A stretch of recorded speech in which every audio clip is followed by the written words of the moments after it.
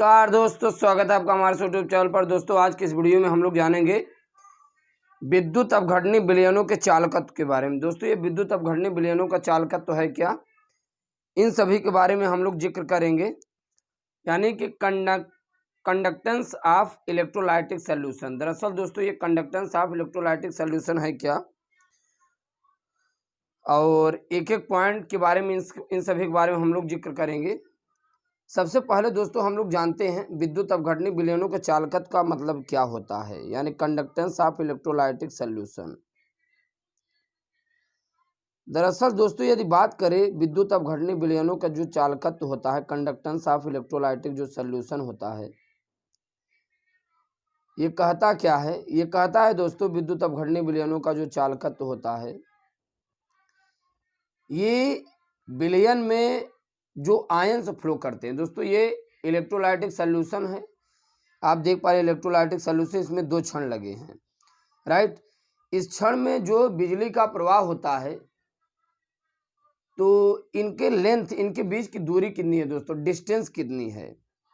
और ये जो आप देख पा रहे हैं जो वायर, ये जो इनके जो इलेक्ट्रोड लगे हैं, इनका जो एरिया क्या है, क्षेत्रफल क्या है, इन सभी पर दोस्तों कंडक्टेंस है जो विद्युत अपघटनी विलयनों का जो चालकत्व है, इन्हीं पर डिपेंड करता है। एक एक करके जरा हम लोग जो दोस्तों जिक्र करते हैं। दोस्तों फिजिक्स में आप लोग पढ़े होंगे प्रतिरोधकता यानी रेजिस्टेंस। प्रतिरोधकता दोस्तों आर बराबर क्या होता है, रो इंटू एल बाई ए। क्या होता है दोस्तों, रो इंटू एल बाई ए। अब दोस्तों यहाँ पर रो क्या है, रो रजिस्टिविटी है। जरा इस चीज को आप ध्यान दीजिए। आर क्या है दोस्तों, रेजिस्टेंस है, तो रो क्या है, रजिस्टिविटी है। इस चीज को जरा आप समझिए। रो क्या है, आर क्या है दोस्तों, प्रतिरोधकता है। आर दोस्तों प्रतिरोधकता है यानी रेजिस्टेंस है, तो रो क्या है, रजिस्टिविटी है, राइट। यानी आर दोस्तों अगर प्रतिरोध है, रेजिस्टेंस है, तो रो क्या है, प्रतिरोधकता। यानी इसे हम लोग दोस्तों रो को प्रतिरोधकता यानी रजिस्टिविटी कहते हैं। प्रतिरोध क्या है दोस्तों, आर है, यानी रो रेजिस्टेंस। आर बराबर दोस्तों क्या होता है, R rho into L by A. अच्छा, यहाँ जी बराबर दोस्तों क्या होता है, जी क्या है, जी विलयन का जो चालकत्व होता है वो होता है जी। अभी एक एक पॉइंट के बारे में हम लोग जी करेंगे। जी बराबर दोस्तों होता है 1/r, यानी प्रतिरोध जितना अधिक होगा दोस्तों, आर का वैल्यू जितना कम होगा। इस चीज को ऐसे समझिए, जी का वैल्यू जितना अधिक होगा प्रतिरोध उतना कम होगा। भाई विलयन की चालकता तभी बढ़ेगी जब प्रतिरोध दोस्तों घटेगा, और जब ये घटेगा तो ये बढ़ेगा, और जब ये बढ़ेगा तो ये घटेगा, राइट।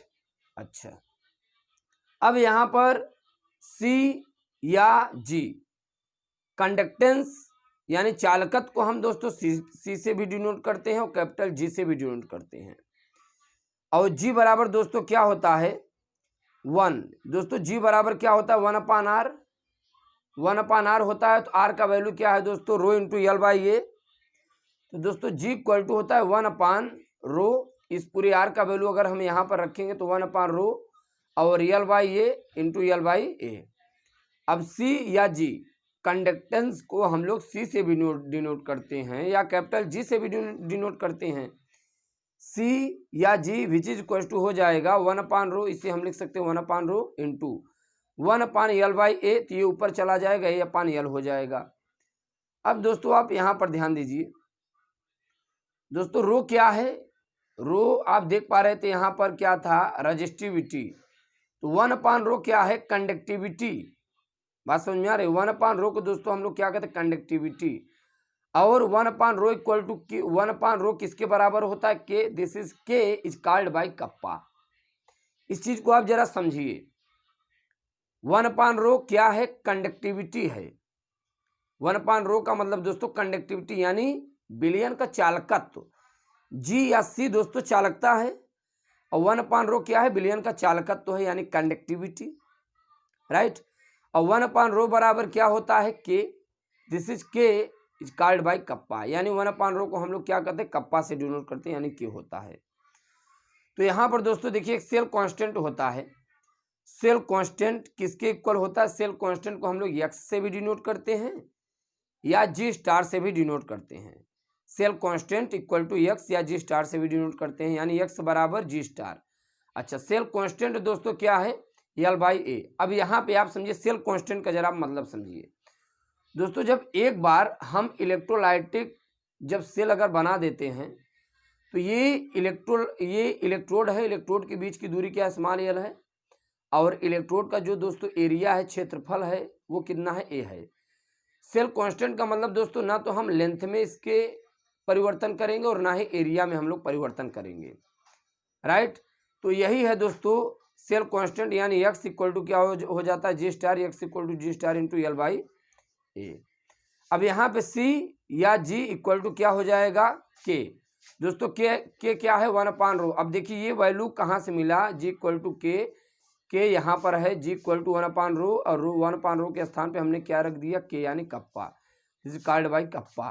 तो G इक्वल टू हो जाएगा दोस्तों K, और 1/, क्या होता है, L/A। अब यहाँ पर देखिए 1/L/A, तो L/A बराबर क्या रख सकते हैं हम, x रख सकते हैं या G स्टार रख सकते हैं, और ये क्या है, सेल कांस्टेंट।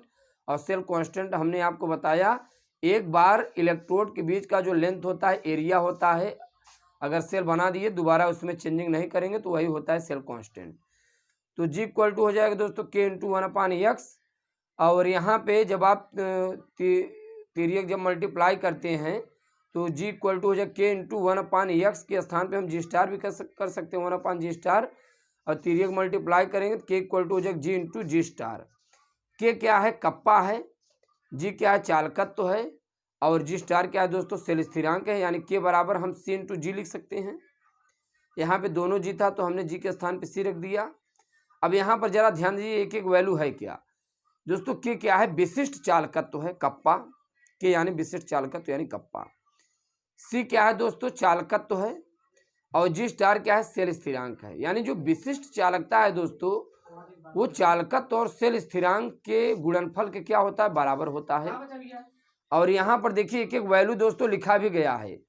K क्या है, कप्पा यानी विशिष्ट चालकत्व, G क्या है, कंडक्टेंस है यानी चालकत्व है, राइट। K क्या है, कप्पा, जिस कॉल्ड बाई कप्पा यानी विशिष्ट चालकता, G क्या है, कंडक्टेंस यानी चालकत्व, G स्टार क्या है दोस्तों, सेल स्थिरांक, राइट। तो ये दोस्तों ये आपकी एनसीईआरटी बुक में आप देखेंगे, वहां पर गिवन है, दिया भी गया है। विशिष्ट चालकत्व बराबर दोस्तों क्या होता है, चालकत्व इंटू सेल स्थिरांक होता है, यानी K बराबर होता है C into G star, right. अब यहाँ पर आप ध्यान दीजिए, हम लोग किसके बारे में जिक्र कर रहे थे, विद्युत अपघटनीय विलयनों का चालकत्व।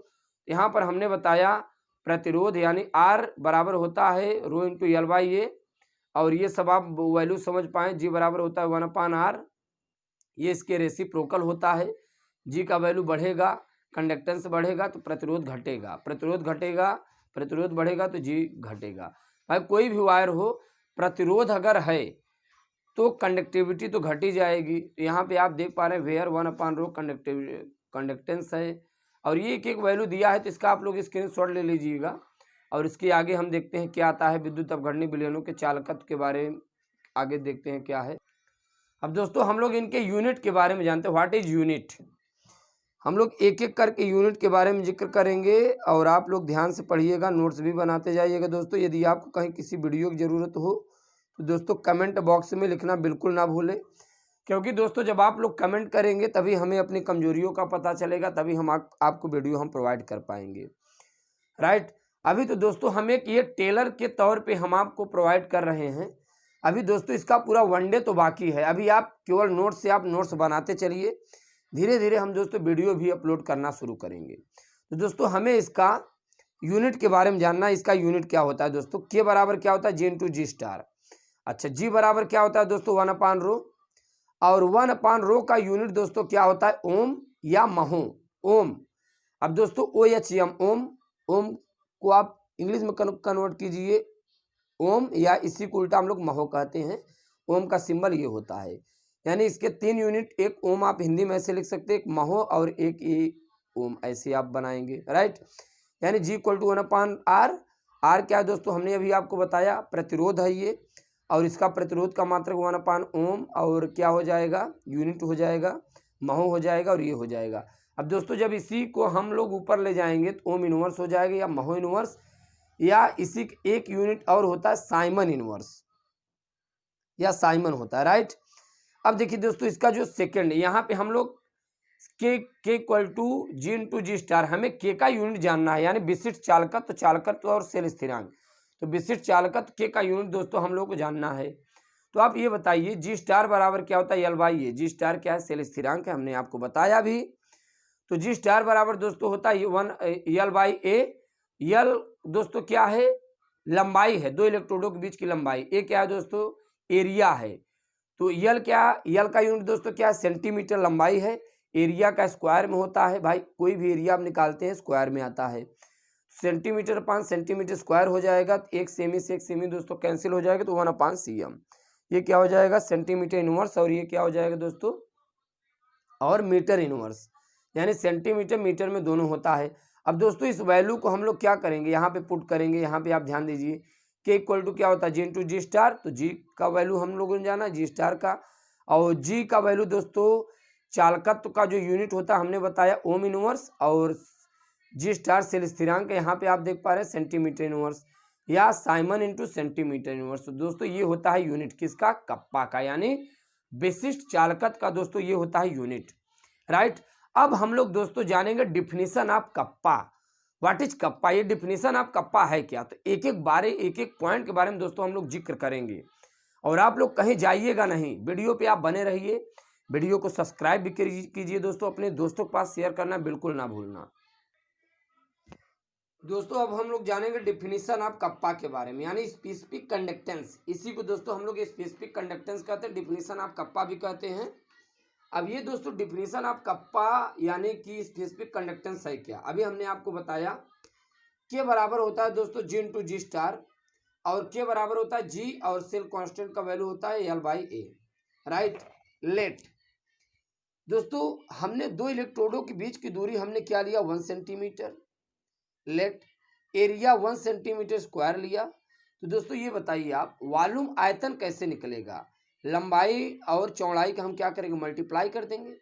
भाई दो इलेक्ट्रोडों के बीच का जो लेंथ है, दूरी है, वो 1 सेंटीमीटर है। एरिया दोस्तों 1 सेंटीमीटर स्क्वायर है, तो आयतन वॉल्यूम कितना हो जाएगा, एल इंटू ए, राइट।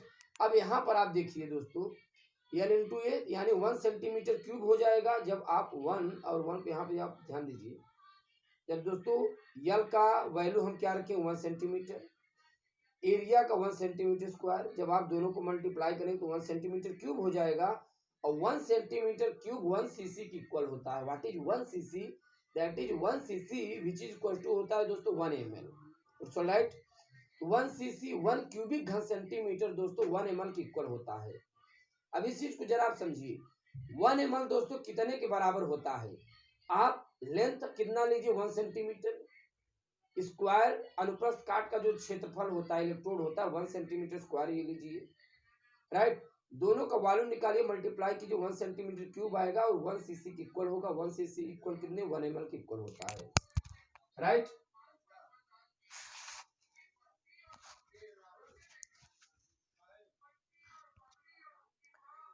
तो यहां पर आप देख पा रहे हैं दोस्तों 1 सीसी की इक्वल हो जाएगा, और के बराबर होता है जी इंटू, ध्यान दीजिए के बराबर दोस्तों क्या होता है, जी इंटू।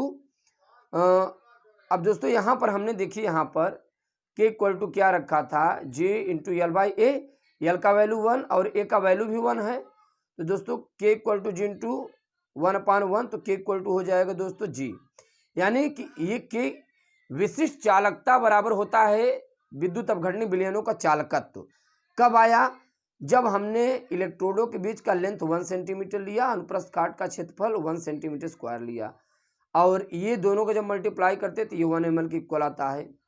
अब यहाँ पर देखिए दोस्तों, इसका डिफिनीशन क्या निकल के आता है दोस्तों, इसका डिफिनीशन निकल के आता है, the conductance of 1 ml electrolytic solution is called specific conductance और कंडक्टिविटी।